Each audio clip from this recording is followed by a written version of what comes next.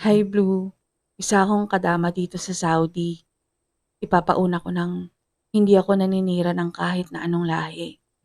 Gusto ko lang na i-share itong naranasan namin ng kasama ko ring Pinay dito last year. Pati na rin pala ang mga amo ko at ng driver na si Kuya Fahad. Ako ang pinakabago dito sa household nila Baba. Ako rin ang pinakabata. Pero ako lang ang may anak at asawa sa aming tatlong katulong nila. Sila Baba naman may 4 na anak. Pero lahat wala dito sa Saudi. Yung panganay na babae nasa Amerika. Doon nakapag-asawa. Puti ang asawa. Yung nag-iisang lalaki nag-aaral ng medicine dyan sa atin. Sa UST ata o Adamson. Yung kambal na bunso parehong nasa Germany. Yung isa nag-aaral. Yung isa naman nag-work as baker. Unusual na setup para sa katulad nila. Pero hindi katulad ng ibang lalaking taga-Saudi si Baba eh. Progressive siya. May respeto din siya kay Madam at sa amin din ng mga katulong nila. Yung tagalaba at plansya namin ay isang Malaysian national, si Siti. Si Ate Inday naman ang tagaluto at ako naman ay tagalinis. Hindi mabigat ang mga trabaho namin. Kahit na 3 palapag ang bahay nila amo, ang bilin sa akin, 1 palapag lang sa isang araw ang linisan ko. Pag may bisita naman ay tulong-tulong kami. Nagsimula ang kakatwang pangyayari dito nang magkaroon ng isang bisita sila amo na lumaki sa Pinas. Nagkataon naman kasing nagluto ng chicken adobo si Ate Inday para ulam naming tatlo. At yung bisita nila Madam, naamoy yung adobo. Yun ang ni-request niyang ulam. Binigyan namin. Tapos umiyak siya. Yun pala, naaalala niya yung yaya niya na Pinay na namatay na gawa ng katandaan. Bago sila umalis ng asawa niya, binigyan niya kami ni Ate Inday ng pera. Tig 100 riyal kami. Kami lang dalawa ni Ate Inday. Si Siti, kahit sa amin naman hindi siya kumikibo at pag kumakain, lagi niyang pinipili niya sa labas ng bahay. Pero alam ng bisita nila Madam na 3 kaming kadama. Siguro, nainis lang siya kay Siti kasi hindi man lang sila inacknowledge ni Siti.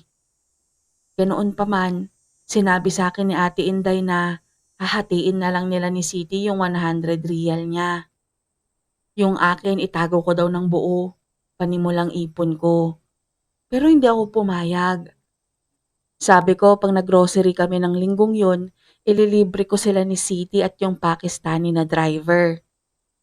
Ang kaso, hindi tinanggap ni Siti yung 50 riyal na binibigay ni Ate Inday. At dahil matagal na silang magkasama dito ni ate, nakakaintindi na ng malay si ate at sabi niya, ang sabi ni Siti ay ito, hindi ko kailangan ng awa ninyo. Pero bago yun okay kaming tatlo, hindi siya masungit sa amin. Introvert lang talaga siya pero never niya naman kaming inaway. Kaso mula ng araw na yun, lagi na siyang nakasinghal sa amin. Tapos yung breaking point ay nang maaktuhan siya ni Madam na sinisigawan niya kami ni Ate Inday ng, "You stupid Filipinos!" Pinagsabihan siya ni Madam noon, pero sa malumanay naman na paraan. Tapos kinagabihan noon, bigla na lang na nagsuka ng dugo si Madam at para bang hindi siya makahinga. Nataranta si Baba.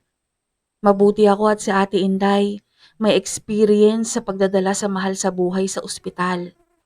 Sumama kami kay Baba sa ospital at sa ikatlong araw ni Madam doon, dumating yung anak niyang panganay at yung isa sa kambal niyang anak na nasa Germany. Mas lumala ang kondisyon niya pero walang mabigay na konkretong paliwanag ang mga doktor kung bakit siya nagsusuka ng dugo. Salitan kami ni Ate Inday na samahan ng isa sa anak nila ni Baba nang magbantay sa kanya sa ospital. Talagang ang bilis na bumagsak ng katawan ni Madam. Hindi rin siya halos makakain. Pero ayon kay Madam, gutom siya. Pero sinusuka naman niya ang kinakain niya. Isang gabi, Ikatlong linggo na ni Madam sa ospital. Si Ate Inday at yung panganay na anak nila ang bantay sa ospital. 9:00 pa lang ata ng gabi noon pero patulog na ako. Nang may kumatok sa pinto ng kwarto ko, yung bunso. May kanya-kanya kasi kaming kwarto. Ayon kay Ate Inday, isang buong kwarto yun, pero nilagyan na lang ng dibisyon para may privacy. Kaya imagine nyo, pagbukas nyo sa pinto, may maliit na hallway sa loob at may 3 pinto. Yung pinto ko yung bungad. Why Aisha, what's wrong? Tanong ko. Bago makasagot si Aisha, yung bunso, sabay kaming napatingala kasi yung ilaw sa halos 1 metro lang na lawak na hallway ay umaandap-andap at sa pinakadulo ng hallway, sa tapat ng pinto ng kwarto ni Siti, may malaking aso doon na naglalaway. Nagyakapan kaming dalawa nang may humawak sa amin sa braso. Si Fahad, yung driver. Nika, let's get out of here. There is a jinn. Sabi nito. What jinn? Tanong ko.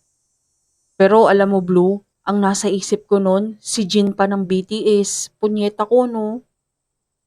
It's like a ghost or a demon. Sagot ni Aisha. And that is a Jin.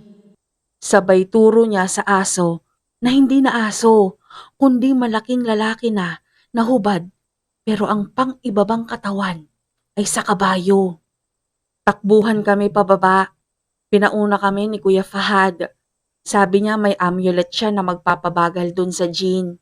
Ang kaso parang hindi naman kasi effective. Kasi kahit winawagayway niya na lahat-lahat yung kung ano mang nakabalot sa brown na tela, hindi tumitigil yung humahabol sa amin. Kaya hinila na namin siya ni Aisha pababa. Nang makalabas kami ng bahay ay tinawagan ko si Ate Inday. Sinabi ko yung nangyayari. Nagulat ako nang sabihin niyang malamang si Siti ang may gawa nun. Pagkasabi niya nun, bumukas yung pinto ng bahay at nandun si Siti. Katabi ang isang malaking pusa. Pero yung anino iba. Anino ng taong may katawan ng kabayo. Parang kinumpirma nun ang sinabi ni Ate Inday na si Siti nga ang may pakana. Narinig din ni Ate Inday ang sinabi ni Kuya Fahad na magtago kami. Nika, sampalin mo nga yan si Fahad. Bakit kayo magtatago may kotse? Ako nang tatawag kay Baba. Basta pumunta kayo dito sa ospital. Walang magtatago dyan. May sa demonyo yan. Mahahanap kayo niyan. Masyado na akong maraming napanood na horror movie. Maniwala kayo sa akin. Walang magtatago. Sinunod namin si Ate Inday. Alam mo nung sumakay kami sa kotse, lumingon kami ni Aisha sa bahay nila. Tapos si Siti, parang siraulo na nagwala. Naglupasay siya doon sa may harapan ng bahay. Pinababalik kami. Maybe she can't go outside. Sabi ni Kuya Fahad. No, she can go outside. She can go with us if she likes. It just seems that the jinn, it cannot go very far. Sabi naman ni Aisha. Sa isip ko noon nasabi kong ang weak naman pala ni Siti, punyeta siya. Nandun kaming lahat sa hospital room ni Madam. Si Baba galit na galit nung dumating. Habang naha-high blood siya, ilang beses umandap ang ilaw at may nakita kaming nabubuong anino sa pinakamadilim na parte ng kwarto. Kaso, alam mo yung parang hindi natutuloy na mabuo. Tapos maya-maya nagsorry si Baba kay Madam. Nagulat kami. Lalo na nung tawagan ni Baba yung bisita nila nung nakaraan. Nagsorry din ito. Yun pala, si Siti ay kinuha lang nila sa magulang nung bisita nung nakaraan. Dahil sa awa. Nagkahinala na kasi yung pamilya nun na may ginagawa si Siti na hindi maganda. Kasi yung mga kadama na mas nauna sa kanya sa pamilya na yun, pag nakaaway siya or kahit nasita lang siya, nagkakasakit. Umaabot sa punto na kailangan na ng mga itong umuwi. Gagaling sila sa airport na mismo. Biglang babalik yung kulay at sigla nila. Hanggang sa ang magsita kay City ay yung baba na ng pamilya. Ayon kay baba namin, yung baba ng kaibigan niya, mahinahong tao. Kaya lang niya sinita si City kasi yung apo nila bumisita at may severe allergy sa mani. Nakita nun na iisa yung pinanghalo ni City sa dish na may mani sa dish na kakainin ng apo niya. Kaya sinita niya. Kinagabihan nun nang hina na ang baba nila at nagkaroon na ng hallucinations. Yung tatlong kadama na kasama ni City doon ang nagsabi sa madam nila ng hinala nila. Ibabalik na dapat siya sa agency ora mismo. Hindi na siya binigyan ng pagkakataon na mag-ayos ng mga gamit niya. At yun nga ang narat ng tagpo ng baba namin. Kinuha nila ni Madam si City kasi hindi sila naniwala sa hinala sa kanya. Blue kasi kung titignan mo kasi si City, pang TikTok baga siya. Maganda, mahinhin, mukha talagang anghel. Hindi makabasag pinggan.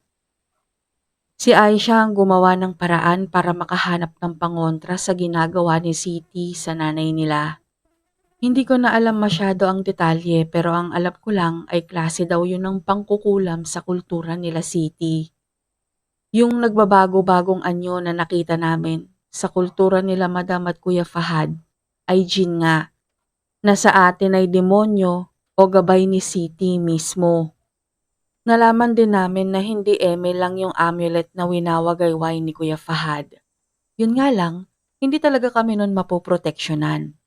Ang nagawa ng amulet na yon ay ipakita sa amin yung gene para hindi kami nun malapitan at hindi kami mabigyan ng sakit at hindi kami matulad kay Madam. 2 araw din na nag-staycation kami sa ospital lahat, maliban kay Baba at sa panganay nilang anak. Sila ang umasikaso sa pagpapauwi kay City. Ayon kay Fatima, yung panganay nila Madam, talagang nagmamakaawa si City na wag siyang pauwiin. Mas maganda daw kasing di hamak ang buhay niya dito sa Saudi kesa sa kanila. Nang tanungin nga lang siya ni Fatima bakit ganun siya, ang sagot nito ay hindi niya raw mapigilan ng sarili at ang boses na nagsasabing gantihan niya sila. Nang makauwi kami sa bahay at tuluyan nang gumaling si Madam, mas naging close kaming lahat, kahit si Kuya Fahad. Kung noon kasi kakain siya lagi sa garahe, hindi talaga namin siya mapilit na saluhan kami sa kusina. Mula nung makauwi kami galing sa ospital, siya na ang nagkusa na sumalo sa amin lagi. Ang favorite niya ng Filipino food adobo at kaldereta. Yun nga lang, hindi niya ikinakain yun sa kanin. Bumili na rin siya ng cellphone niya at ginawan ko na siya ng Facebook. At nang umuwi siya ng Pakistan, binilhan na rin niya ng cellphone ng asawa niya at ginawan na rin niya ng Facebook. Ngayon, lagi na silang magka-video call na dalawa. Ito naman ang kwento niya tungkol sa gabing yon, yung nabuko na namin si City. Mula nang magkasakit si Madam, lagi nang may nakikitang malaking kulay brown na aso sa gilid ng mga mata niya, si Kuya Fahad. Noong una ay malayo, hanggang sa palapit na ito ng palapit. Nang gabing umakyat siya sa kwarto namin, ang buong akala niya talaga ay si City ang nasa panganib. Kasi nakita niya sa may garahe kung nasaan malapit ang kwarto niya, si City. Sa nakita niya, akala niya yung aso ang kinakaladkad ay si City. Pero ang sabi nga ni Aisha, baka it's the other way around.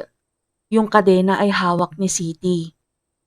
Ang nakapagtataka lang dun, si City nasa kwarto niya nun, di ba? So, ano yun? Ano yun? Astral form ni City yung nakita niya?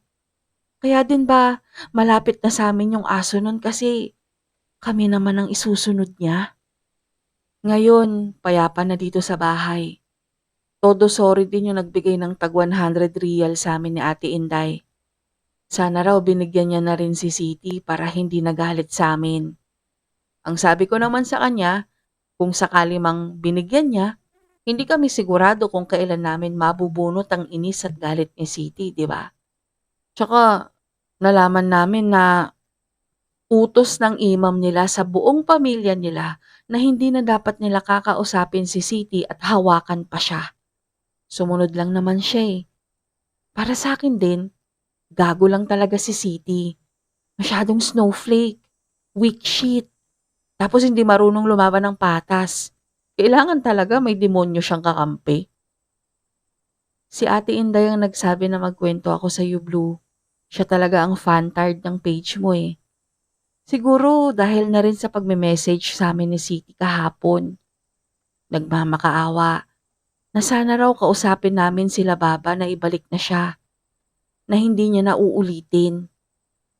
Nang hindi namin i-reply, mga 1 o 2 oras lang, umandap na naman lahat ng ilaw sa buong bahay. At sa pinakamadilim na sulok, may nabubuo na namang anino. Pero katulad nung sa ospital, hindi natutuloy. Gusto ko ngang i-reply si Siti eh. Ayaw lang ni Ate Inday. Pero gusto ko talaga siyang i-reply at sabihin na, palakas ka muna, gago.